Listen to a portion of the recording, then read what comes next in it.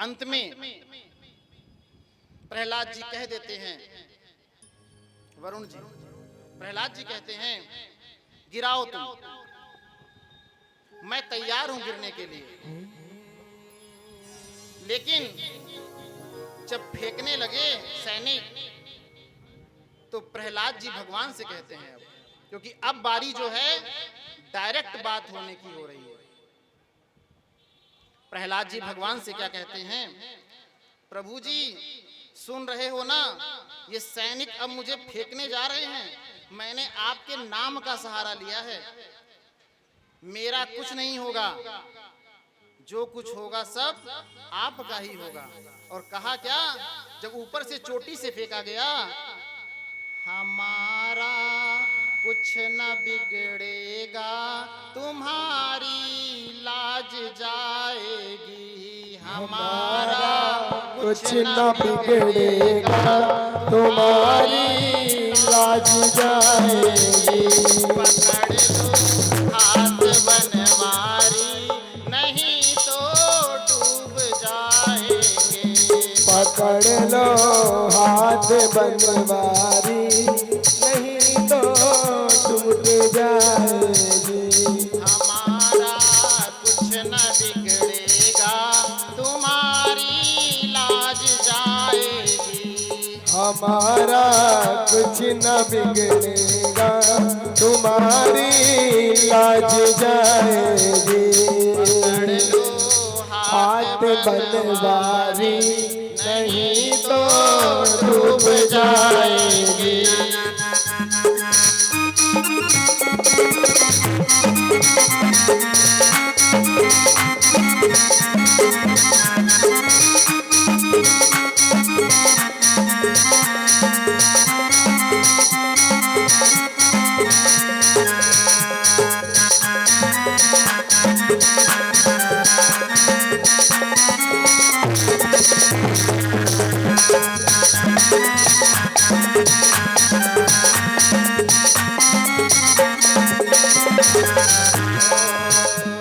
धरी है पाप की गठरी, हमारे सर पे ये भारी। धरी है पाप की गठरी, हमारे सिर पे हारी। धरी है पाप की गठरी, हमारे सर पे ये भारी। भरी है पाप की गठरी, हमारी सर पे भारी। कि वजन पापों का है भारी, इसे कैसे उतारोगे। वजन पापों का है भारी, इसे कैसे उतारोगे। और जब ऐसे नहीं पाप उतारते, पूरे पूरे हाथ उठाकर और कहो मालिक से सभी लोग मिलकर, पकड़ लो पकड़ लो पकड़ लो हाथ बनवारी, नहीं तो डूब जाएगी। पकड़ लो हाथ बनवारी, नहीं तो टूट जाएगी। हमारा कुछ न बिगड़ेगा, हमारा कुछ न बिगड़ेगा। ऐसे नहीं, पूरे पूरे हाथ बोलो सभी लोग, हमारा कुछ न बिगड़ेगा, तुम्हारी लाज जाएगी। सभी लोग एक बार बोलो, पकड़ लो नहीं तो। हमें आवाज ही नहीं आ रही है बाबा। आइए गुरु जी के चरणों में और भागवत भगवान के चरणों में सभी लोग मिलकर बोलेंगे। पहले एक बार हम बोलेंगे, फिर एक बार आप सब बोलेंगे। पकड़ लो हाथ बनवारी, नहीं तो छूट जाएगी। क्या बात है, वाह।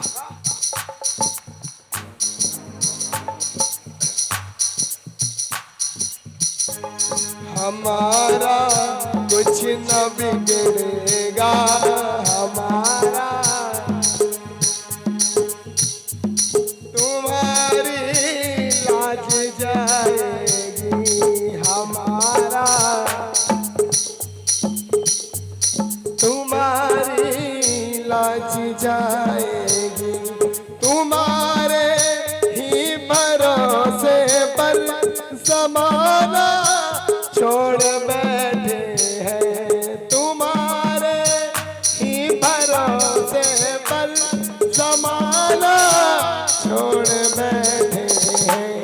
जमाने जमाने है जमाने की तरफ देखो इसे कैसे निभाएंगे हमारा कुछ न मिलेगा तुम्हारी लाज जाए पकड़ लो हाथ बनवारी नहीं तो टूट जाए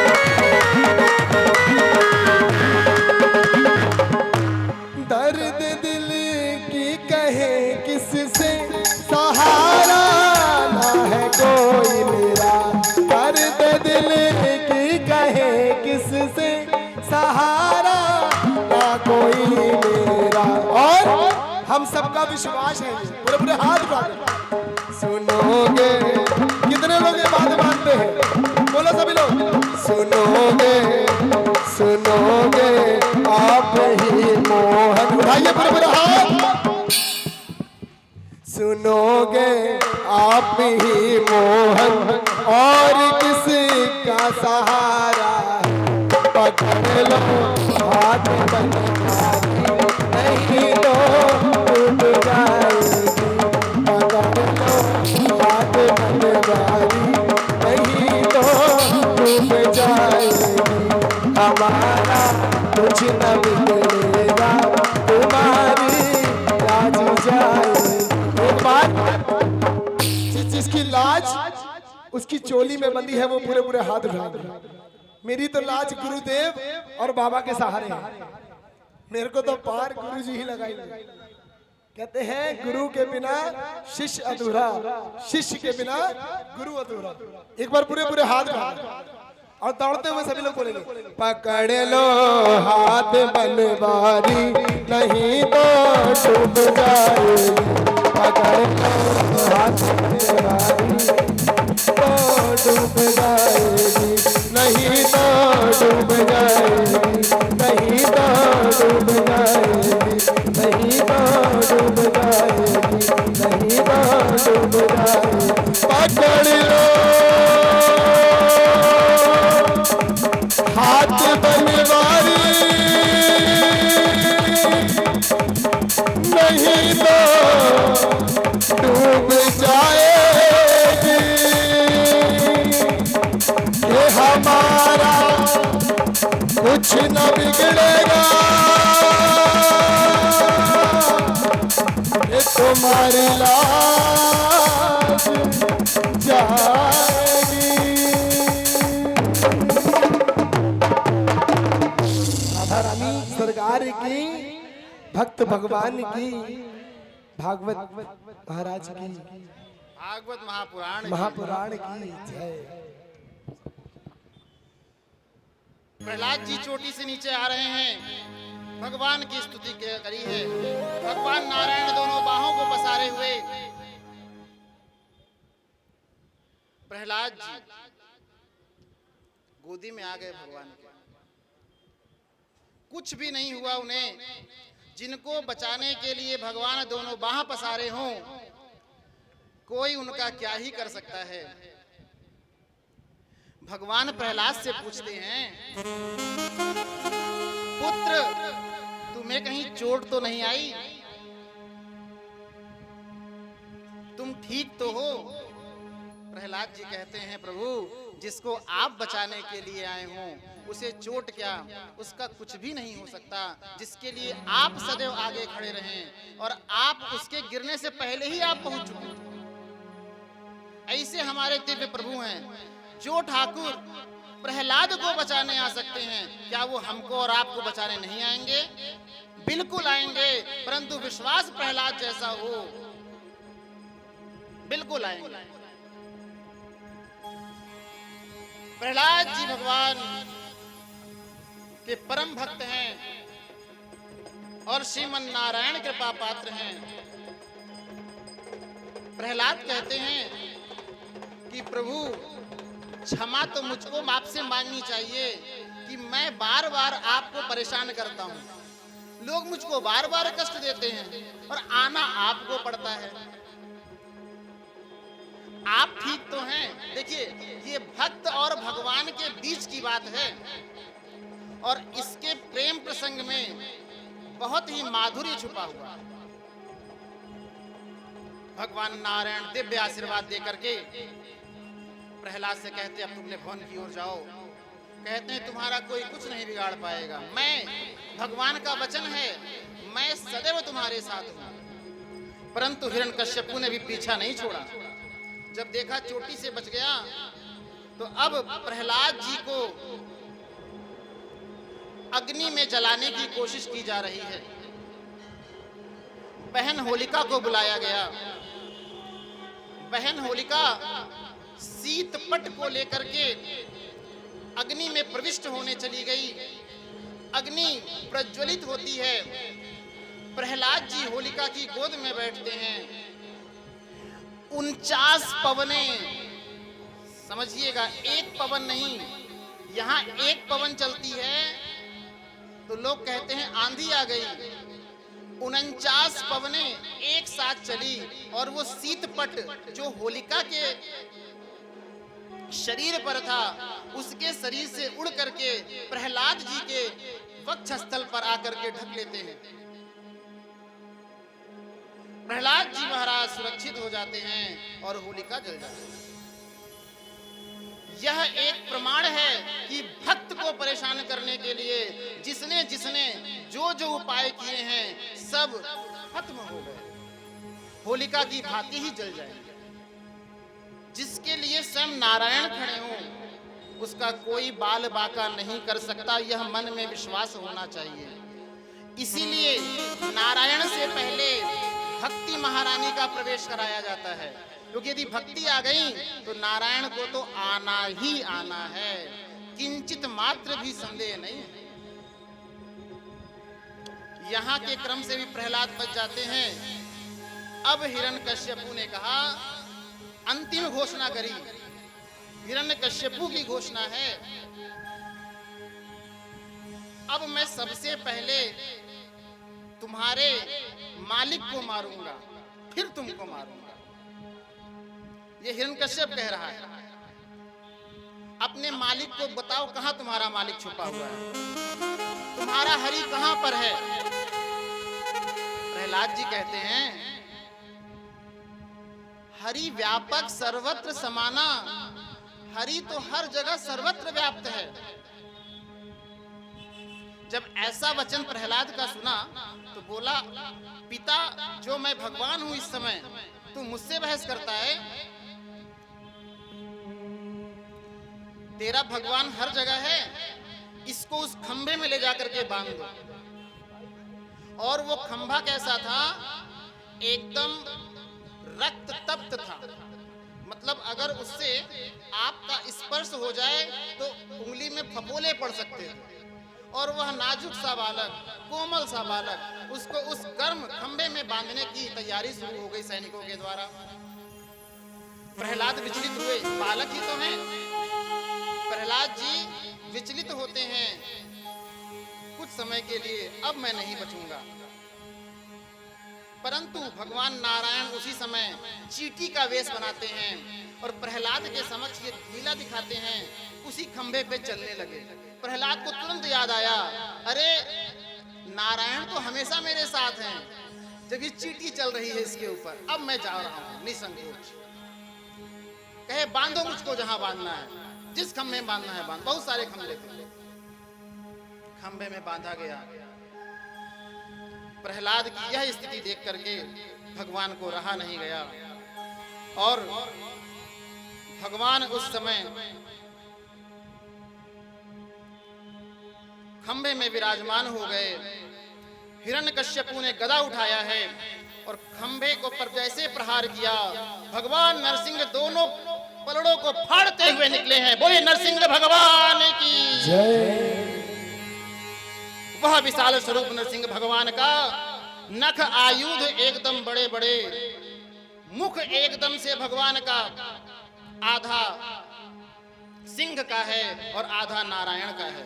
यह नरसिंह भगवान का स्वरूप और भगवान दिव्य रूप से वहां पे गर्जना करते हुए बहुत युद्ध हुआ।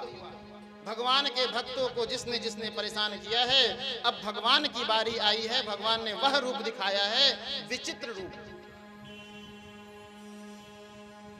इस रूप को देख करके प्रहलाद तो एक किनारे पे जाके सिमट गए, क्योंकि नारायण को जिस रूप में बाह में लिया था वह स्वरूप भगवान का तो कुछ और ही था, और यह भगवान का विचित्र स्वरूप। हिरण्यकश्यपु से मल्ल युद्ध होता है भगवान का। युद्ध करते करते, क्योंकि सुबह के समय की बात थी जिस समय भगवान का आगमन हुआ, युद्ध सायंकाल तक चला। जैसे ही भगवान ने उचित समय देखा, घसीट करके उसको एक उचित स्थान पर ले आए। भगवान ने कहा अपना वरदान याद करो। अब भी वो कह रहा मुझे कोई मार नहीं सकता है।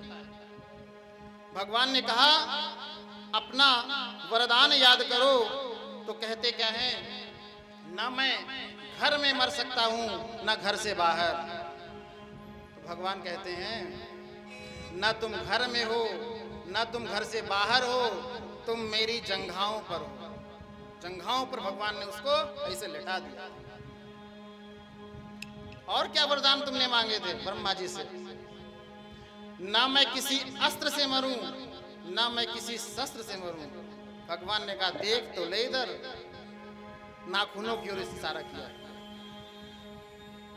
और क्या वरदान है? कहते हैं न दिन में न रात में।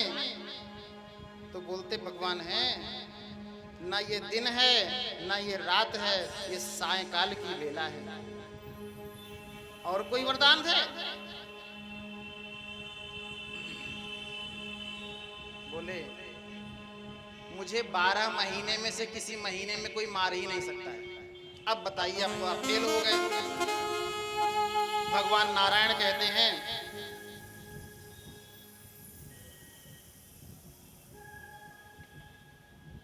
तुम्हारे लिए मैंने एक विशेष पुरुषोत्तम मास का महीना बनाया है, जिसको मलमास का महीना कहते हैं। तुम्हारे लिए इसकी रचना करी है हमने दिव्य रूप से। वो 13वां महीना जो हमारे यहाँ कुछ क्रम घट करके बढ़ करके आगे बढ़ता है, और वह अधिक मास कहलाता है, जो पुरुषोत्तम मास है। उसमें कथाओं के श्रवण करने का, तीर्थों का बहुत दिव्य लाभ होता है। भगवान का दिव्य अवतार है। अब कुछ बचने का उपाय नहीं बचा, तो अंत में फिर भी गर्जना कर रहा है कि मैं नहीं मानता, क्योंकि वह जानता था कि यह हिरण्याक्ष को इन्होंने मारा है। एक बात और कही, न नर से न नारायण से भगवान ने पूरा स्वरूप दिखाया। कहा देखो आधा जो है सिंह हूं और आधा नर हूं, अब तुम्हारी बचने की कोई क्षमता नहीं है। भगवान बहुत गुस्से में थे और बहुत गुस्से में होकर के उसके छत विच्छत विदीर्ण कर डाला है। वो नरसिंह भगवान की। भगवान क्रोधित अवस्था में हैं। भगवान की इस क्रोध की अवस्था को देख करके हिरण्यकश्यप जब मारा गया, सब देवता वहां उपस्थित हो गए, क्योंकि भगवान का जो यह रौद्र रूप था भगवान शंकर ने भी आज पहली बार देखा है। कौन कौन आया भगवान शंकर को शांत करने के लिए? भगवान शंकर जी को शांत करने के लिए शंकर जी आते हैं, ब्रह्मा जी भी आए हैं, इंद्र भी आए हुए हैं, मरुतगण भी आए हुए हैं, यक्ष गंधर्व किन्नरादि जितने भूतल पर विराजमान थे सब नाग देवता तक वहां पर आए और सब ने मिलकर के भगवान की स्तुति करी है कि प्रभु क्रोध को शांत करिए। और क्या कहा? देवताओं के द्वारा भगवान नरसिंह की स्तुति की गई है। आइए हम सब लोग मिलकर के नरसिंह भगवान साक्षात विराजमान हैं और इनके क्रोध को शांत करते हैं। जय जय सुर नायक जय सुखदायक प्रणत पाल भगवंता गो द्विज हितकारी जय असुरारी सिंधु सुता प्रिय कंता पालन सुर धरनी अद्भुत करनी मर्म न जाने कोई जो सहज कृपाला दीन दयाला करहु अनुग्रह सोई जय जय अविनाशी सब घटवासी व्यापक परमानंदा अविगत गोतीतम चरित पुनीतम माया रहित मुकुंदा जय रागी विरागी अति अनुरागी विगत मोह मुनि बंदा निसि बासर जावहि गुण गण गावहि जयति सच्चिदानंदा जय जयति सच्चिदानंदा जय जयति सच्चिदानंदा। भगवान की दिव्य स्तुति सभी देवताओं ने करी, परंतु नरसिंह भगवान वो गर्जना बंद ही नहीं कर रहे हैं। कोई कहे भगवान शांत हो जाएं तो भगवान शांत नहीं हो रहे हैं। अंत में एक ही उपाय बचा, खाली एक ही लोग नहीं आए। कौन नहीं आए? मैया लक्ष्मी नहीं आई। सोचे नारायण जी की पत्नी है, हो सकता है माता लक्ष्मी के आने पर क्रोध शांत हो जाए, परंतु मैया लक्ष्मी के आने पर भी क्रोध शांत होता है कि नहीं? इसमें भी सब में विडंबना है। सब ने मैया लक्ष्मी को बुलाया है और जैसे माँ लक्ष्मी आती हैं, भगवान का ये रूप देखा है तो कहती है, किनारे हो जाती है। वो भी कहती नहीं, मुझे बहुत डर लग रहा है। अब प्रहलाद को देखे कोने में खड़े हैं तो मैया ने प्रहलाद से कहा, पुत्र तुम्हारे ही पिता को भगवान ने मारा है, अब तुम ही कुछ कर सकते हो। अंत में सारी की सारी सीमा रेखा प्रहलाद जी के ऊपर छोड़ दी गई और प्रहलाद जी खुद डर रहे थे। जब इतने इतने देवता लोग आकर के भगवान के संग